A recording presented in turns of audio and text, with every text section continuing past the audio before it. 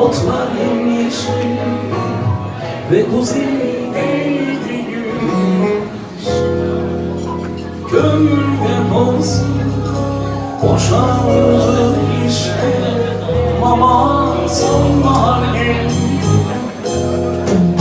Geldiğimizde otlar yemyeşildi ve kuzeydeydi güneş. Kömür deposu boşaldı işte, mama sonbahar geldi. Güneş altında tutsana, geçen sonbahara bakıyorum ha. Şirin şirin gece kondu evli, Samsun asfaltında otomobille. Bir güzeldi yollarda, olma şimdi. Şirin şirin gece kondu evli, Samsun asfaltında otomobille. Bir güzeldi yollarda, olma şimdi.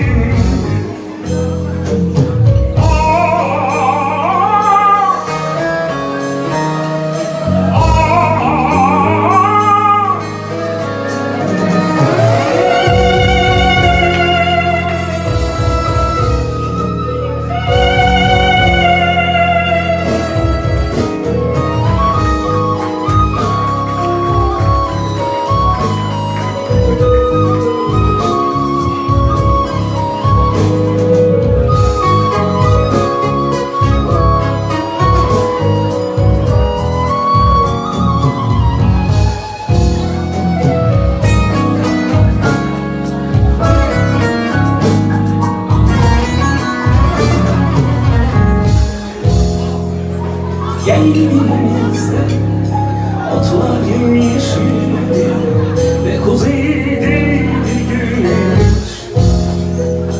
Kömür deposu boşaldı işte, ama sonbahar geldi.